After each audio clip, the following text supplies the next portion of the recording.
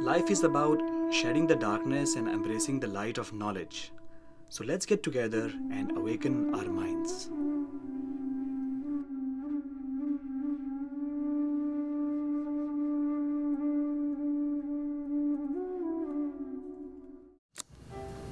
Friends, hello. Welcome to my series of videos on awakening the mind. My name is Dr. Akash Ahuja and I'm a psychiatrist here in Los Angeles, California. I did my residency from Hennepin Regents program in Minneapolis in the state of Minnesota of United States. And I did my med school from Maulana Azad Medical College in New Delhi, India. Friends, we'll be talking about our children today.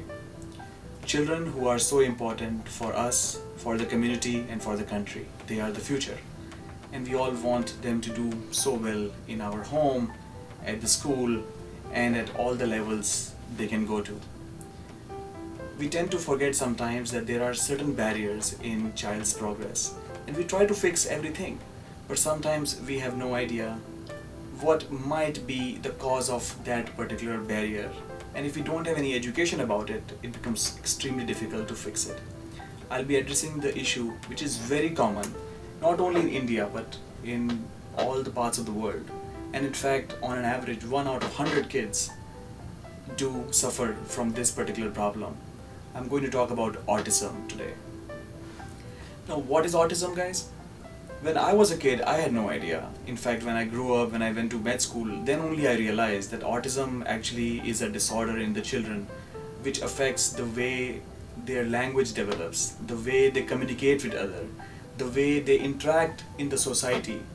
And now when I look back in my school days, I remember there were few kids who were kind of my friends who actually did have many of those symptoms. And they were not doing very well in class. The teachers always used to thrash them, and not because the kids were wrong or something, but kids have that situation of autism.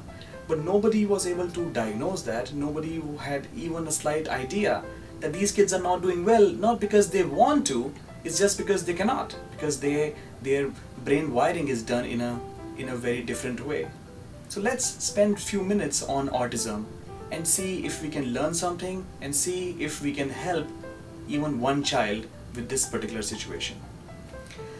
In autism, as I said, it affects 1 out of 100 children, and they suffer many symptoms, and I'll be going through them through my slides. You guys will be able to review the slides as we end the presentation. So let's jump on and learn more about autism. So in autism, children suffer many kind of symptoms in terms of their social interaction, in terms of their communication with the world, and they are very sensitive to few things. So let's learn one at a time. Social interaction. Autistic kids actually will have a very poor eye contact. When you and me will talk, or you will talk to your friends and family, we look at each other in eye, and that's how we talk, that's how we communicate. But these kids actually will look past through you. I mean, you will be talking to them, but they might look at somebody else, or they might look at the wall. So they just don't have a good eye contact. They are indifferent to other people, or that's how it appears like. If somebody in their class is crying or reacting to something, they might not pay attention at all. Not that because they are bad kids. It's just that their brain wiring is done in a way that they are very indifferent. And the teachers might not like them, the students might not like them, thinking that they are weird, they are not normal. And in some ways they are not. But again, the education part is really lacking for these children. As parents, we want to hug our children, we kiss them, we hug them, that's how we show our love. And these kids will actually accept your hugging them, but they will not hug you in return. And that can be a very big situation for the parents. I mean, it's kind of devastating when you're not getting the hug back from their child. An autistic kid can do that. They do not get social cues. So I'll give you an example. You go to somebody's home and your kid is maybe snapping his fingers, or tapping his feet, or making some sound. And you kind of, look at him or stare at him. You might give him a look. And usually the kids should understand that and they should stop doing that. But these children are not being disobedient. They just don't get it. They just don't. They can be very disruptive and physically aggressive. They can get very frustrated, impulsive, and in that they might hit another child. Again, not because they want to hit another child, it's just that they don't know how to cope with their anxiety and stress, the internal stress, and they might just lash out at somebody. And they might face a disciplinary action, which I remember many of my friends in school days faced. But nobody understands that it's because they are facing the symptoms of autism. They can be self-injurious. They can pull their hair, bang their head, and bite their arms. Not because again they want to do that, but because they have this internal restlessness, and to get rid of that, they just don't know any other avenue, and they might go with these things. Let's discuss what are the problems in communicating with the world for the autistic children. They have a delay or a total lack of the development of spoken language. They might learn few words but pretty late as compared to the children who don't have autism. They might be able to repeat the lines or words which the parents are saying, but they will not say or respond in their own language to them. So that should be a big cue if somebody has to diagnose autism. Then they might repeat some movements.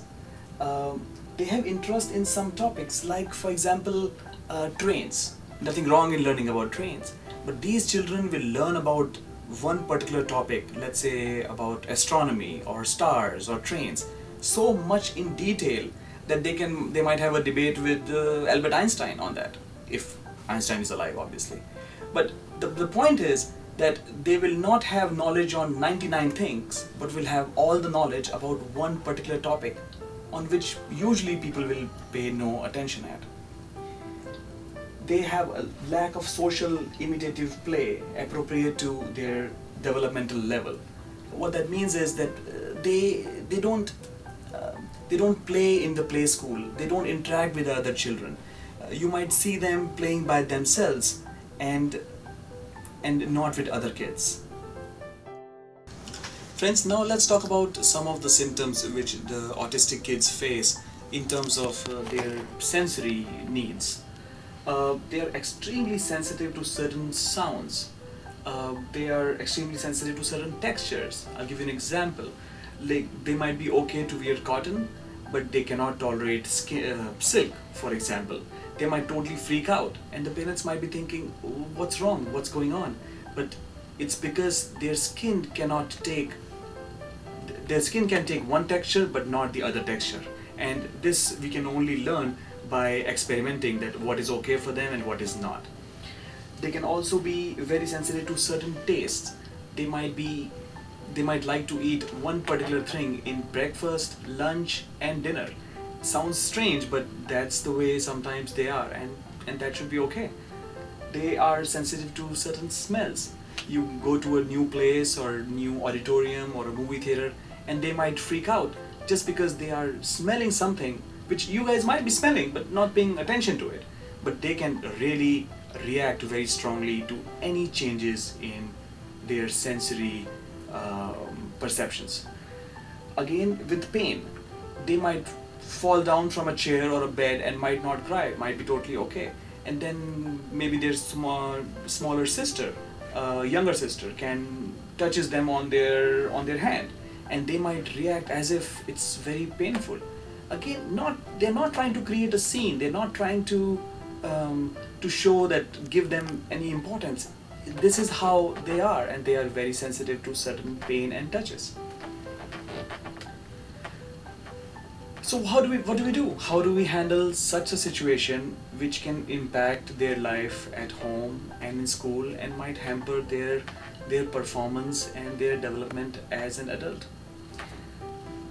Applied behavior analysis. That's the number one treatment. Sounds a long name, applied behavior analysis. I mean, what does that mean? It's usually done by a child psychiatrist, or at least a psychiatrist or a pediatrician. And not going into details, it's kind of like a one-to-one um, behavior teaching process in which the therapist, the doctor, teaches the child how to cope with certain stresses, how to cope up in different situations so that they can have so-called normal life. Uh, Very important to inform the school and the teacher as to what's going on. Don't consider autism as a taboo, please. Inform the teacher, they should know what's going on and they might be able to pay more attention. These children require more one-to-one attention as compared to some other children. Keep a predictable schedule. If the child does certain thing at 4 o'clock in the evening, then let him do it at 4 o'clock in the evening. Don't make the things confusing by changing the time too much, because that can also be very sensitive for the child. Give him simple instructions. Let's have dinner, or let's change your clothes, or something like that. Don't make it very complex that I'll give you a call at 6 o'clock in the evening and then based upon what's coming on TV, we can do this. That's too complex. Keep it simple, keep it less confusing, and the child is going to react well on those lines. Positive reinforcement. Basically, give the award to the child if he does something good. If you tell him something to do and if he does it, give him something. Vitamin B6. Some research has shown that vitamin B6 along with some magnesium can be beneficial for the children who have autism. Again, not proven though. See the psychiatrist for the treatment of aggression, impulsivity, and they can help the child by some medications. Again, kind of the last resort, but if the medications are required because the child becomes very disruptive, very aggressive, hits the people more often, then that can be very difficult for the school teachers and other students to handle them. Again, work with the teacher and work with the child, and he might do better in autism. Friends, I just want to touch base upon another disorder known as Asperger's, and that's actually kind of similar to autism, but many kids also suffer from that. And one of the major differences between Asperger's and autism is that in Asperger's, usually children don't have the delay in the language development. So they develop the language same to other kids. But they also suffer from lack of social interaction and the way they communicate with others. Let's talk maybe a minute about that. So Asperger's is characterized by a person's difficulty in everyday social interaction with others, kind of similar to autism. They may engage in long one-sided conversations. They might be talking about a particular topic, might be talking about let's say Mai Tai to somebody for like an hour without noticing the social cues that the other person maybe is not very much interested in listening to them, but they will just keep on talking. Failure to develop friendships with other children of the same age, just because again they lack the social interaction skill, communication skills. Other children might not become their friend as easily. They have very inflexible, specific routines or ritual. Like for example, they might put, when they are wearing pants, they might put their left feet first and then the right one. Again, doesn't change anything, but it's just something to keep an eye on, that these can be signs for Asperger's syndrome. Friends, I've included some of the resources in the slideshow. So we talked about autism and Asperger's today. Both of these disorders can be very disruptive, can really affect the life of the child, can affect the life of the family, and can adversely affect the whole family dynamics, because these kids require much more attention. But it would be so nice if we educate ourselves, if the teachers in the schools educate themselves on these particular psychiatry problems, and if they all work together along with the psychiatrist to help the kid in the maximum way it's possible, so that we can get the most out for the child in terms of he's doing well in school, home, and become a great citizen. Thank you so much for listening to the video.